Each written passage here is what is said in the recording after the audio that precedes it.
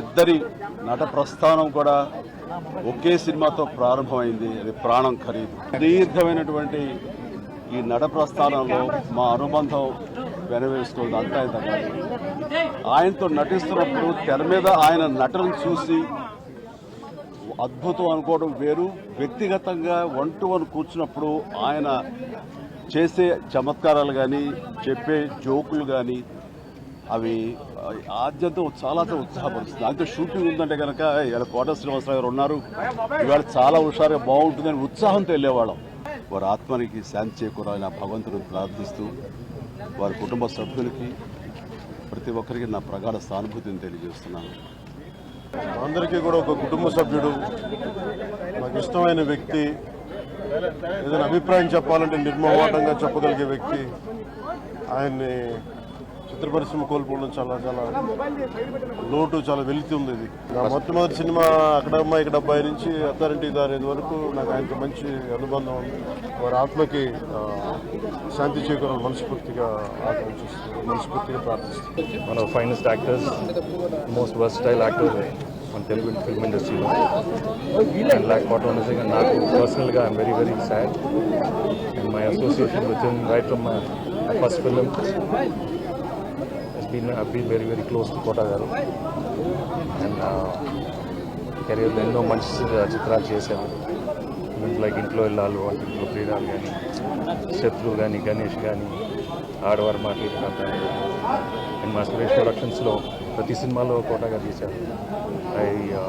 మా ఫాదర్ రామనాయుడు గారు, అన్నయ్య సురేష్ కానీ, రానా కానీ, మేమందరం we cherish lot of wonderful memories with Kota garu. Today is not here with us. May his soul rest in peace. మా కుటుంబానికి వారికి మెడ్రాస్ నుంచి కూడా బాగా సన్నిహితం. మేము సుమారుగా 35-40 సంవత్సరాల నుంచి మేము కుటుంబాలు కలిసి ఉండేవాళ్ళం. మా నాన్నగారికి ప్రత్యేకంగా కోట శ్రీనివాసరావు గారు అంటే చాలా ఇష్టం. వాళ్ళిద్దరూ కలిపి చాలా సినిమాలు నటించారు. నాకు కోట శ్రీనివాసరావు గారితో ప్రొఫెషనల్ సాన్నిహిత్యం ఎప్పటి నుంచి అంటే రౌడీ అల్లుడులో చాలా మంచి పాత్ర చేశారు ఆయన.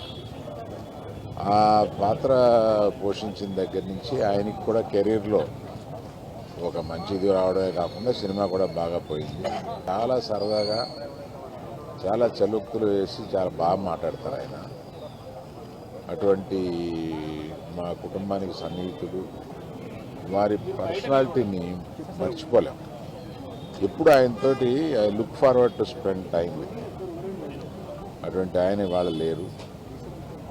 ఆయన కుటుంబానికి నా ప్రగాఢ సానుభూతి తెలియజేస్తాను. అద్భుతమైన నటుడు. ఎందుకంటే ఆయనకంటూ ఒక అవగాహన ఉండేది, ఆయనకంటూ ఒక సటైర్ ఉండేది. పరిశ్రమలో మనం చాలామంది నటులను చూస్తాం, కానీ ఏదో ఒక డైలాగ్ రాసిస్తే దాన్ని అలాగే చెప్పడం కాదు. దాని వెనక ఆయనకున్న ఒక సటైర్ ఉండేది, ఒక అవగాహన ఉండేది. ఆయనది ఒక ప్రెజెన్స్ నాకు చాలా నచ్చేది. ఆయన ఎవరిని వదిలిపెట్టాడు. తెలుగు సినిమా, తెలుగు జాతి గర్వించదగ్గ ఒక కళాకారుడు. ఆయన చేయాల్సింది, ఆయన పాత్రలు మనం మర్చిపోలేము, ఆయన సటైర్లు మర్చిపోలేము. తన జీవితంలో ఇంట్లో చాలా పెయిన్ చూసిన ఆ నొప్పిని ఎప్పుడూ బయట ఒక మెలోడ్రామాగా ఆయన వాడుకోలేదు. తనంటూ ఒక వ్యక్తిత్వం.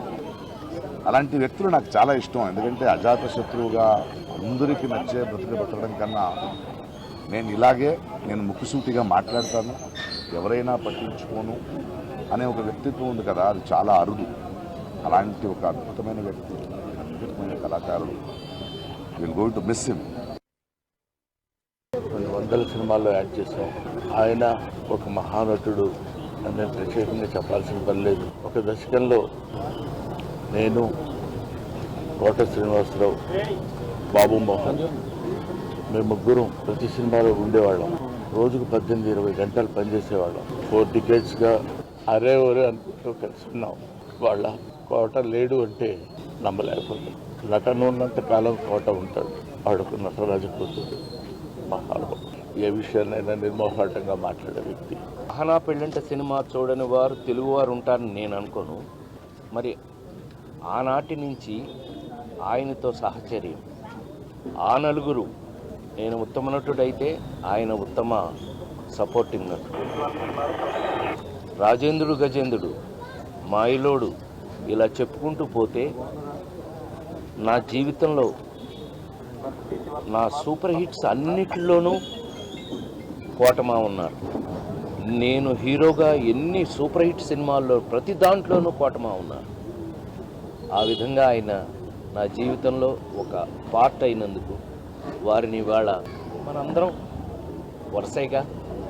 సో కోటమావ గారు, మీరు ఎక్కడున్నా మీ విలక్షణమైన శైలిలో అందరినీ నవ్విస్తూ అందరినీ ఆలోచింప చేస్తూ ఉండే మీ నైజం ఎక్కడైనా ఉండాలని, స్వర్గంలో కూడా మీరు అదే పని చేయాలని మనస్ఫూర్తిగా కోరుకుంటూ, ఇంటికి వస్తే ఎంతో సంతోషంగా రారా బోర్ కొడుతుందిరా అనేవాడు. ఇప్పుడేమో హాయిగా పడుకున్నాడు. సొంత అన్నదమ్ములు, కోటన్నకు తమ్ముడు ఉన్నాడు, కానీ నేనే అసలు తమ్ముడుగా ఫీల్ అయ్యేవాడు. ఎన్నోసార్లు ఒకే ప్లేట్లో భోంచేశాం. అన్నం ముద్దలు కలిపి పెట్టేవాడు నాకు.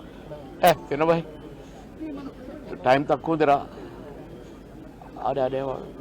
మేము ఎక్కడ ఏ ఊరిలో ఉన్నా, ఏ లాడ్జిలో ఉన్నా పక్క రూములే. మళ్ళీ ప్రొడ్యూసర్లు మొత్తుకునేవాళ్ళు, మీరిద్దరు ఒకటే రూమ్లో ఉంటారు కదా, అయితే ఆయన నీ రూమ్లో ఉంటాడో లేక నువ్వు ఆయన రూమ్లో ఉంటావు, మాకెందుకండి నష్టం చేస్తారు, ఒక రూమ్ డబ్బులు వేస్ట్ అని అనేవాళ్ళు. అదే ఇది ఇదే అని చెప్పేవాళ్ళం. మా అందరికీ చాలా ప్రియమిత్రుడైనటువంటి కోట శ్రీనివాసరావు గారు ఇక్కడ లేరు అనే భావనే చాలా బాధగా ఉంది. ఉదయం నిద్ర లేచేటప్పటికే ఈ దుర్వార్త విని తట్టుకోలేకపోయాం. ఒక అద్భుతమైన నటుడిని కోల్పోయింది సినిమా పరిశ్రమ. నాటకాలు వేసే రోజుల నుంచి కూడా కోట శ్రీనివాసరావుతో మాకు మంచి పరిచయాలు ఉన్నాయి. నేను బాబాయ్ అని ఆప్యాయంగా పిలుచుకునే వ్యక్తి. సీతారత్నం గారి అబ్బాయితో మా ప్రస్థానం స్టార్ట్ అయింది, నా సెకండ్ ఫిలిం. అక్కడి నుంచి ఎన్నో సినిమాలు, ఆయనతో ఉన్న నాకు అనుబంధం కానీ, ఒక ఫ్యామిలీ పర్సన్గా.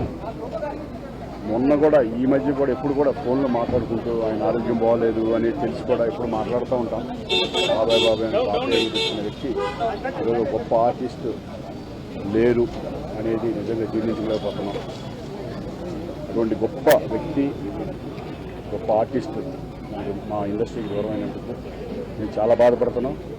ఆయనకి ఆయన ఆత్మకి శాంతి చూపాలని మనస్ఫూర్తిగా భగవంతుడిని కోరుకుంటున్నాను. అలాగే నా కుటుంబ సభ్యులందరికీ కూడా నా ప్రగాఢ సానుభూతి తెలియజేస్తున్నాను.